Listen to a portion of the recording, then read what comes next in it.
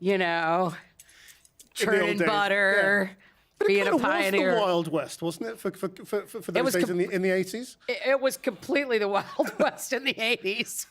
If you were a stand-up comic, it was at that time, and still to this day, stand-up comedy is sort of the last bastion for the straight white male.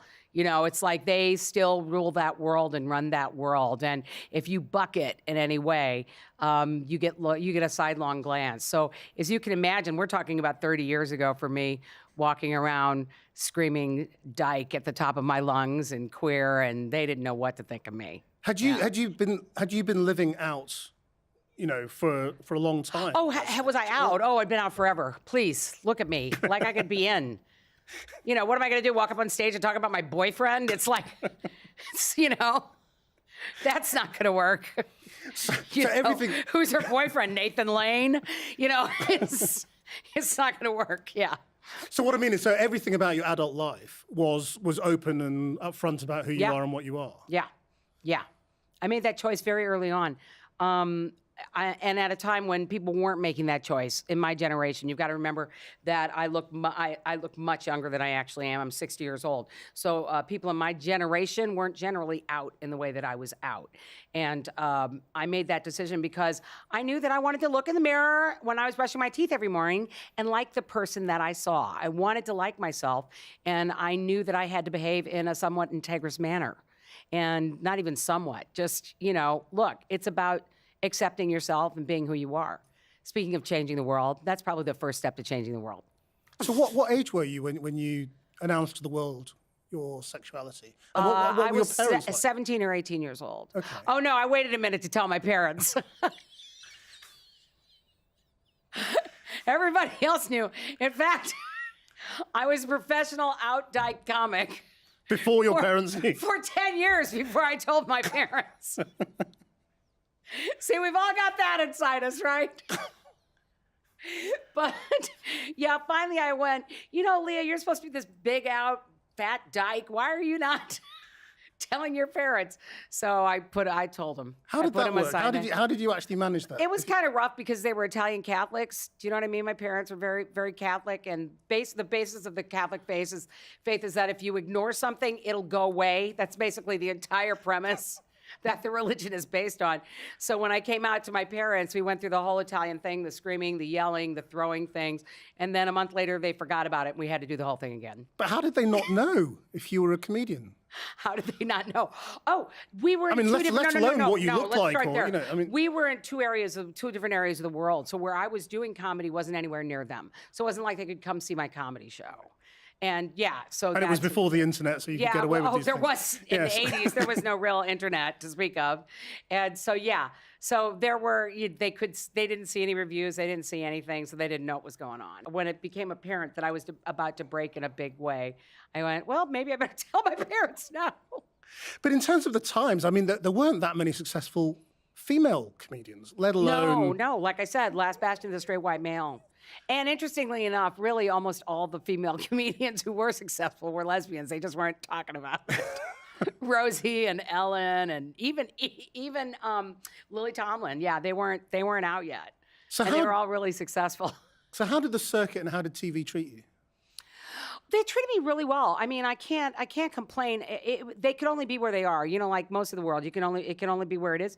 And so I knew that once I did the Arsenio Hall show, and once Hollywood would find me, that I would spend my life playing PE teachers and police lieutenants, which is kind of basically what I did. But I also got that lesbian who inappropriately hits on every straight woman at every function. Like I did that one too. I did it on Friends. I did it in the First Wives Club. I did it in so many different things until I said, no, I'm not doing that anymore.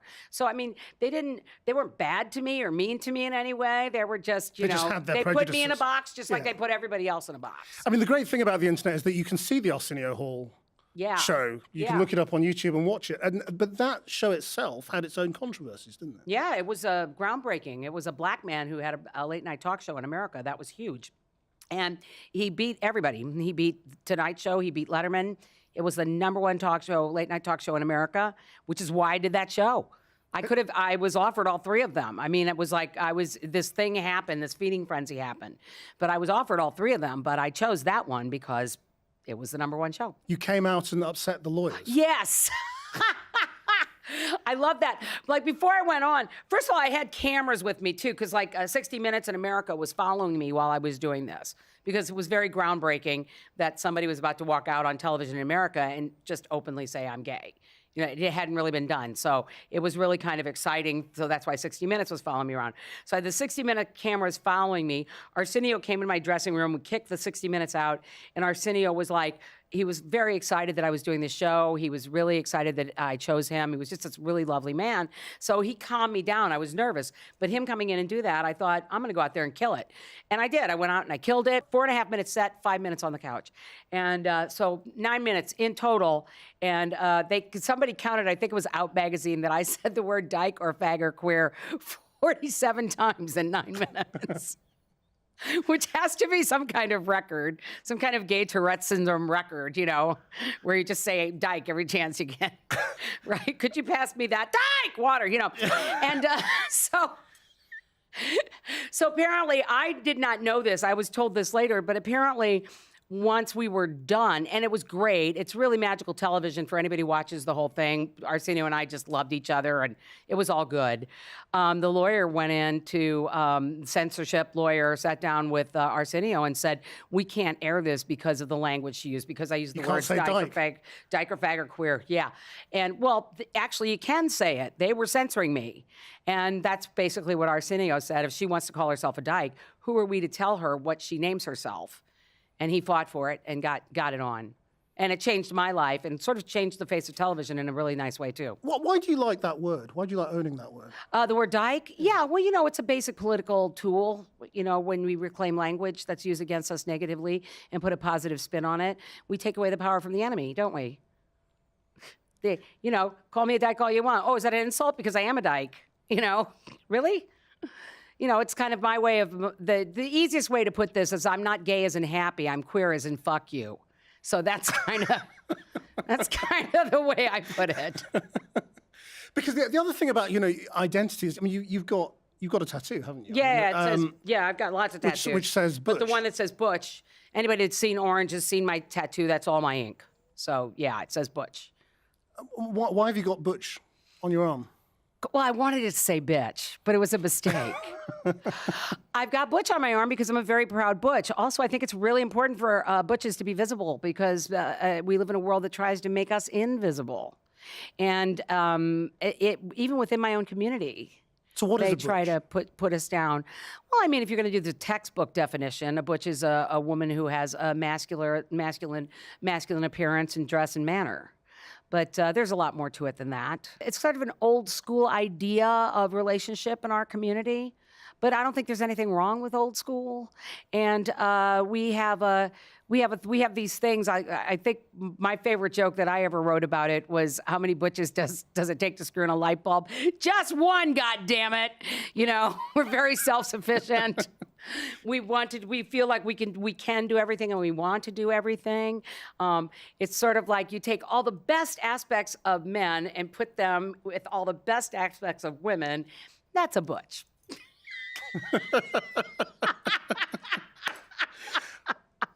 How's that? Yeah, How'd I do? It sounds great. But when you say sort of old school, do you mean sort of, you know, gender roles? Yeah, gender roles within old a relationship. Definitely. But the modern version of us, the modern version of the butches doesn't fall so hard within these quote unquote gender roles, you know, which are often confused with top and bottom. I mean, we live in a very confusing time right now for people. I know it.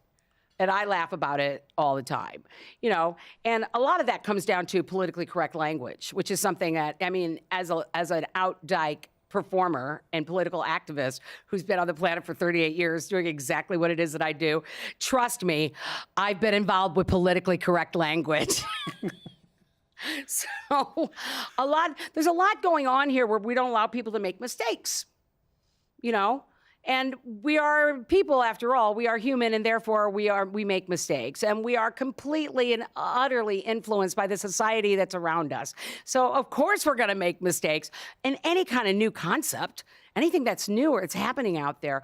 So the first thing I want to say to my brothers and sisters out there is take a fucking chill pill already. Take a chill pill. I'm looking right in the camera when I say it. Because I'm not your enemy. If I say something incorrectly, like if I mislabel you or if I use a word that you'll find offensive, obviously I didn't do it to try to trigger you. I get that it triggers you, but how about you get that I'm your family and I'm your friend? So instead of going, eat, immediately, how about going, listen, I didn't like that and this is why. Can you hear that? And I'll go, sure, I'll be careful around you, no problem. Do you know what I mean? We've become a lot less forgiving, haven't we? We're ridiculous. It's not even less forgiving. We're ridiculous. And I blame the alphabet soup on that. I honestly blame ourselves about a lot of that. You know what I mean? Soup. The alphabet soup. The LGBTQ. I can't. Gay, lesbian, bisexual, transgender, transsexual. By the time you're done saying it, the fucking parade's over. You know what I mean? It's like we've got to come up with some better way in which to refer to ourselves. I use the word queer because I think it's all encompassing. And I think the alphabet soup points out our differences instead of our shared oppression. And I think it's part of the reasons why we have become so disenfranchised in our, we just, you know, fractioned off community, factioned off individuals that don't trust each other. And we need to come together as a group. This is how we affect change. Because marginalized groups constantly talk about inclusion, but then exclude every other marginalized group. Yeah. Every other marginalized group. I'll never understand it. And that's an old tool of them, you know, those people that have the power, the people that have the power and the money and the control. That's a tool of theirs. They do that. They put this stuff out in the media and in society so that we start to believe these things about each other. And we find ourselves being racist and homophobic and sexist and all because all these messages are sent our way instead of using our own oppression to think about how other people might be oppressed and then go, wait a minute, why am I pointing my finger at you instead of the powers that be? Well, the powers that be have planned that all along, man. They want us all going, you're bad, you're bad, you're bad. They're bad. And if we all stood together and went, you're bad, it would be a huge change, wouldn't it? So how important is this activism in your comedy? It's very important. It's been my comedy from the beginning. You know what I mean? Again, as a comic, I chose to be an out dyke comic. And there were very few, there were none of us, basically, there was none of us out there. So that was part of my tool is wanting to change the world, right? My first thing, the first reason I did this was because within my own queer community, I saw just a tremendous rift between dykes and fags, like between gays and lesbians. Huge rift. And I just wanted to get us all in a room together, laughing. That's all. I mean, you know, I was 22, so that was, to me, was important, just to get everybody in a room together laughing. And so that was a first step. Now, then I was, again, this was in San Francisco in 1982. So then the AIDS crisis became very real. And then my comedy changed as a result of that. So it was more than just trying to get us together in a room. It was about fighting with the government for our very lives, you know. So that then changed sort of the political bent of what my comedy was. And I was heavily involved in AIDS activism throughout the 80s, you know, through the first part of the 90s when AIDS was just killing us. Just killing us left and right. Have you always been sort of issue political or party political? Well, I would say that I'm issue political if the issues strike me. And since there's a lot here to strike, you know, I would say that, you know, the fact that I'm white is probably the fifth thing you see about me, because you have to get through the fact that I'm a woman, the fact that I'm a lesbian, the fact that I'm a butch lesbian, the fact that I'm fat. Oh, you're also white.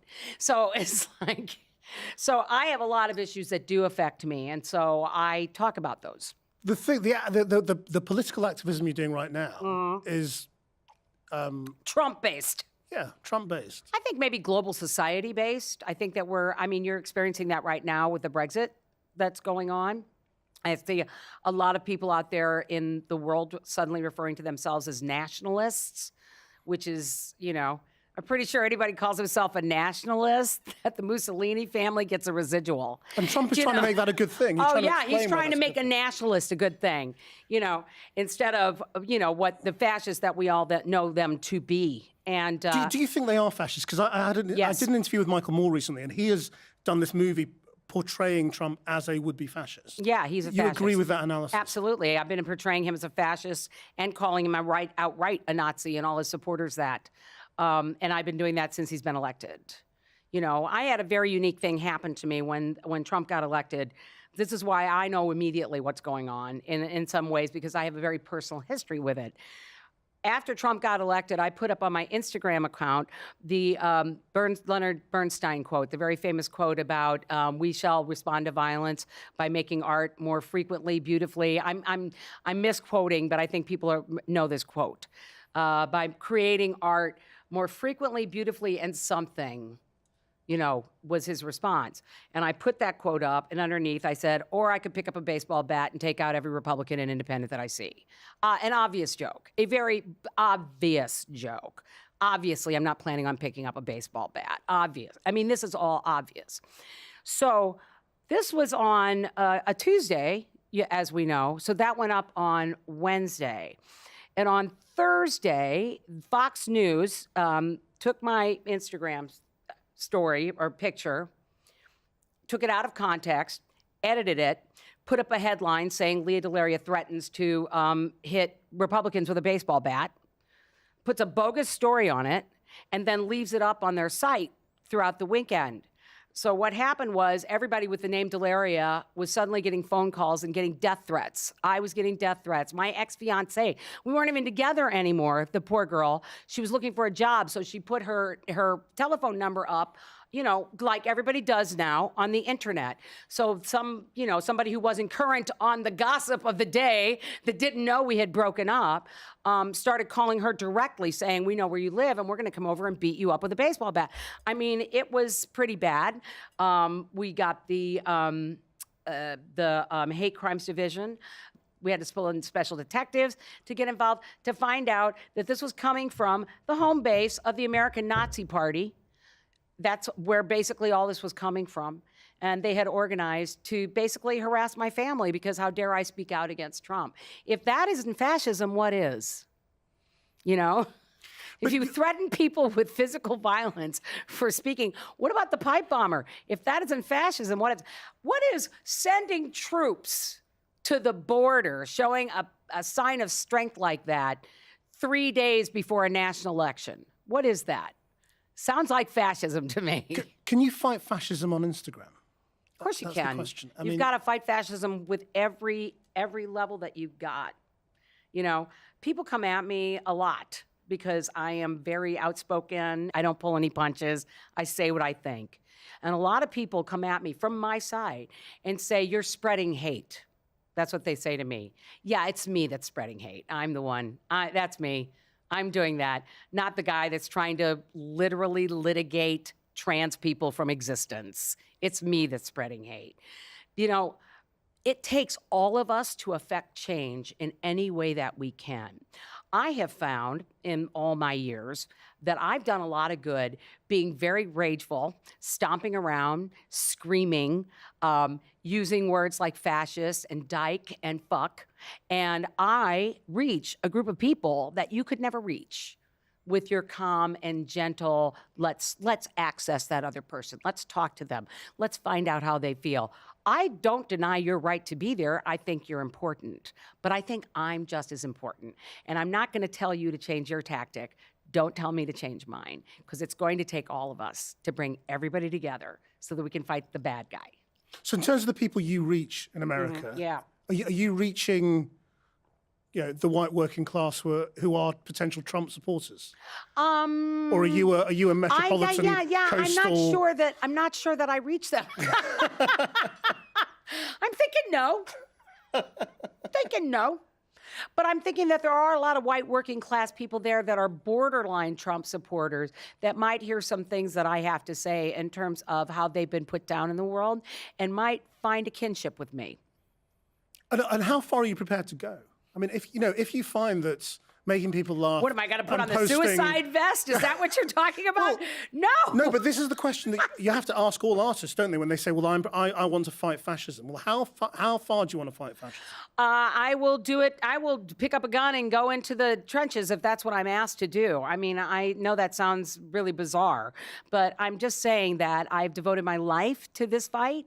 I've always been right out there saying exactly what I think. So, yeah, I think I will go as far as I need to go to fight fascism.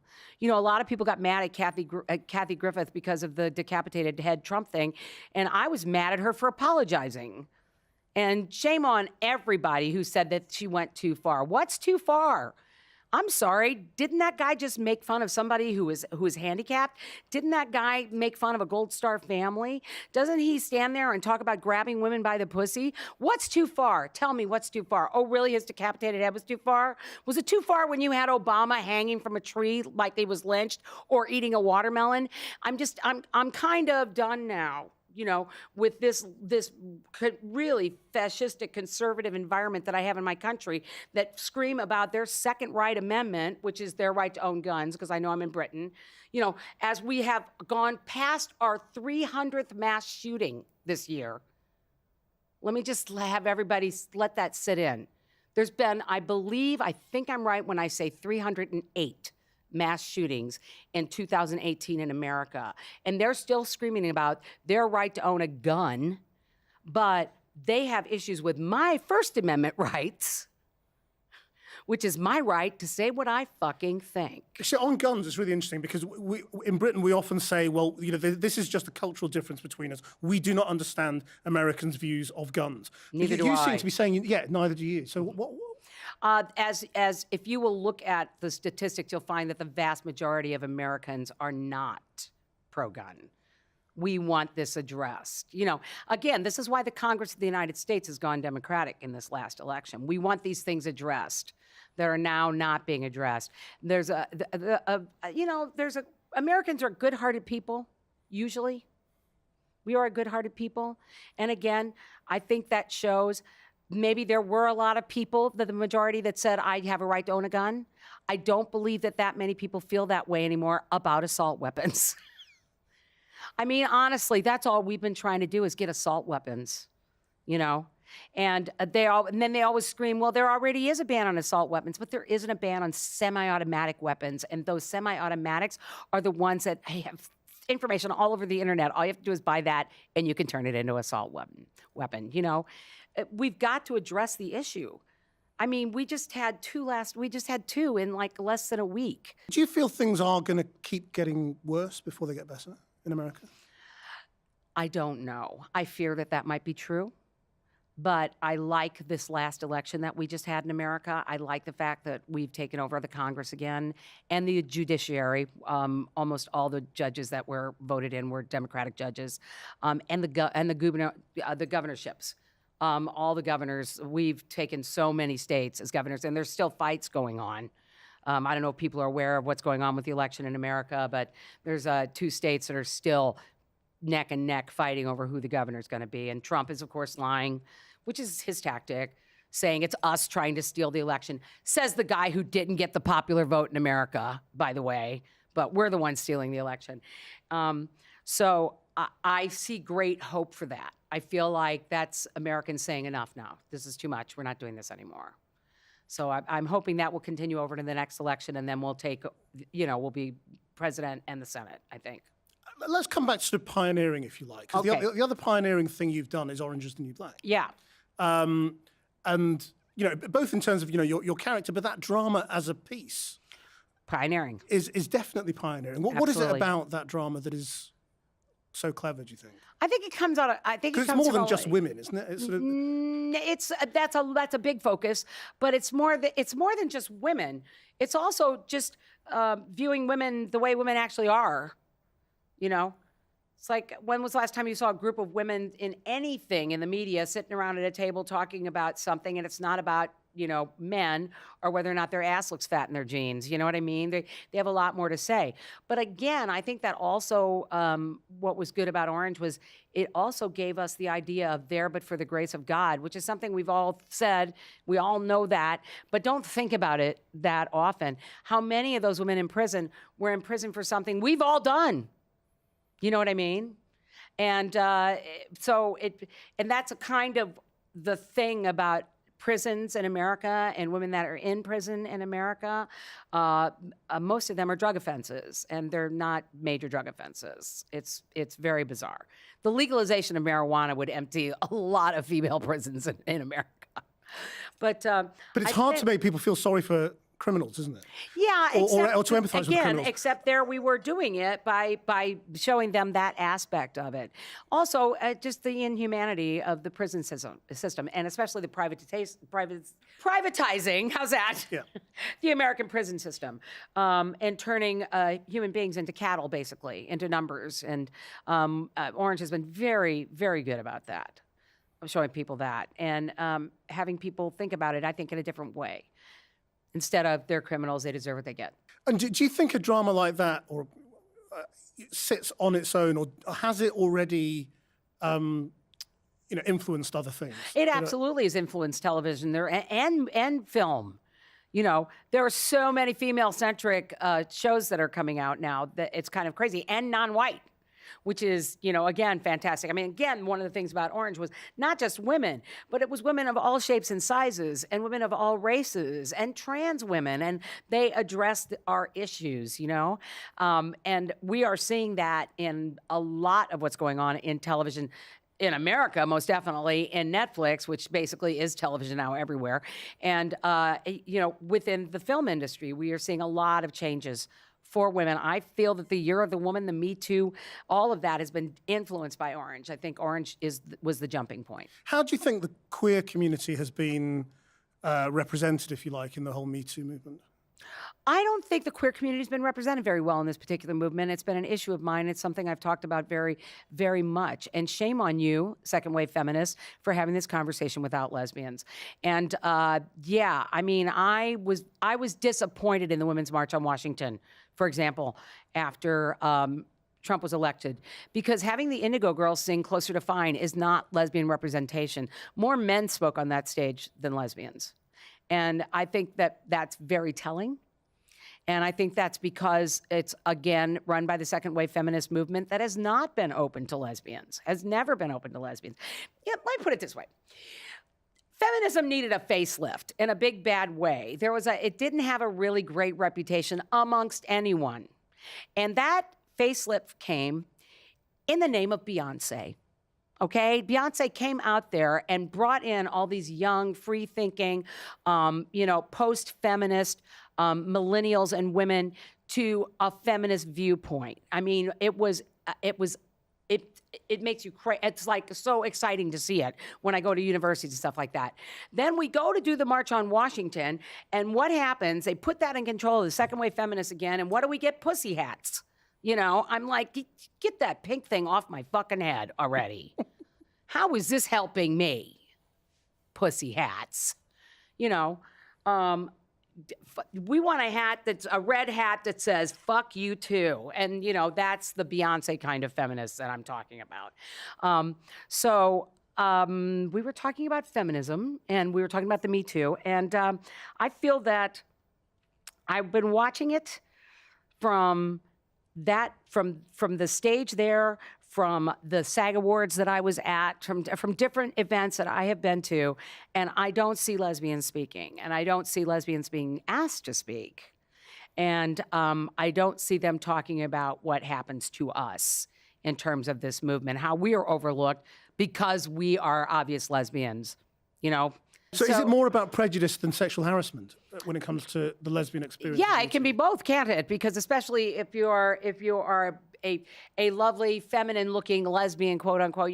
We have these things all the time where people look at me and think, well, she looks like a lesbian. Then they look at my girlfriend and go, well, she doesn't look like a lesbian. What does a lesbian look like? You know what I mean? So I think that some of it becomes my experience where I'm just discriminated against, and some of it becomes the other thing too, but that's all part of it. That's all part of the Me Too movement, or it should be. So who should be the people who are speaking out? Who aren't? Do you think people aren't speaking out? No, I think we're not. I think we're speaking out. We're just not asked to be speaking out on a major platform. I think they're asking other people. You also have a view, don't you, on acting and who should, and portrayal? Yes. A sort of straight actors playing gay roles and all of that. Yeah, of course I do. I think it's, again, even more particular with lesbians, because if a non-trans actor gets cast in a trans world, my community goes crazy. If a straight man gets cast as a gay man, my community goes crazy.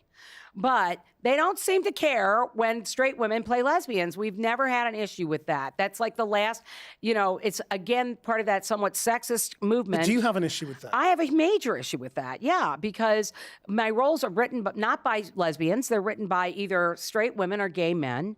They are then directed by straight men and portrayed by straight women. In other words, I'm being removed from my own narrative. I'd like to be able to bring some authenticity to what it's like to be a part of my life. That has to start first in the writer's room and last with the actor that's portraying it. But if all of them are straight people and non-lesbians, then who's telling my story? So there's nothing per se wrong with a straight actor playing a gay role or vice versa, but it's just we live in an environment in which the queer experience has just been crowded out. I wouldn't I'd have no issue with this whatsoever if, for once, if 90% of the time my story was being told by my people. It's not. It's 10% of the time, sometimes 5% of the time. Shame on SVU that has just written a lesbian role into their new season. Shame on them for hiring a straight woman to play that role when everybody wanted a lesbian to play that role. Shame on Dick Wolf, and shame on the producing director for making this decision. Shame on them. But where does that sit with where we started this conversation about offense and everybody being offended with things? Yeah. About, This isn't being offended about things. This is me being upset about being taken out of my own story. Yeah, that's not about language. That's a really big thing. I can't put this any more plainly than that. If you're telling my story and you aren't me, have no experience from being me, and no one in that community that's telling my story does, then you're not telling my story. How about having at least a lesbian consultant? If you're going to have military and you got people writing it that aren't in the military, directing it that aren't in the military, that act it that aren't in the military, you got a military consultant. How about a dyke consultant on the set? If you're going to do it, how about a dyke consultant? You're offering yourself. Yeah, hire me. I can tell you exactly what a dyke would do or think in that situation. We've also got to talk about music, because that's why you're in London. That's why I'm here to do. You come from music, don't you? Yeah, my dad was a jazz pianist. My mother was a dancer. They met in the USO. And so did you think you were going to be a musician before you became a comedian and actor? I honestly have I just wanted to perform. That's the best way for me to put it. I knew that all I ever wanted to do was perform. I was in love with like Lucille Ball and Carol Burnett and the Rat Pack, and I loved John Coltrane and Ella Fitzgerald and all of that. I loved old movies, and I when my friends would be out playing whatever game they were playing, I'd be watching an old Betty Davis black and white. That's kind of I'm very faggy for a dyke. My background is very gay boy. But yeah, this is all I've ever wanted to do. So I don't know if I thought I would grow up being a musician. I knew I'd be an entertainer. Do you get the same kick from singing as you do from comedy? Big time. And I love, because when you see me perform, like when you come to see my show on Sunday night at the Bridge Theater, you'll see me do both. I've always done both. So you're going to see that it's primarily music. It'll be 60% music, but there's going to be 40% comedy in there too. Your singing voice, though, is really sweet. Yeah. And it's different to your comedy voice, which is raucous. When I sing jazz, it's sweet, and my comedy voice is very raucous. So how do you explain that? Well, if you heard me do if you saw me doing any of my roles on Broadway, you would never describe my voice as sweet.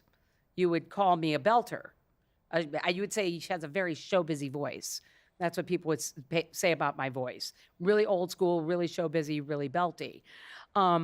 Jazz, it's just that's my style in jazz because I think it's important that you have your own voice in that idiom. I think it's incredibly important that you create your own sound and your own style.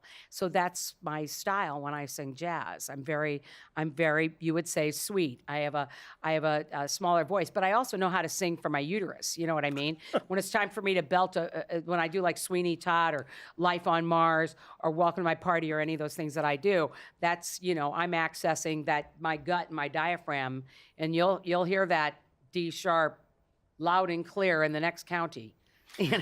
We've talked a lot over the last half an hour or so about different ways to change the world. I do like to ask people what they think is the most controversial or difficult to swallow way to change the world that they dream of.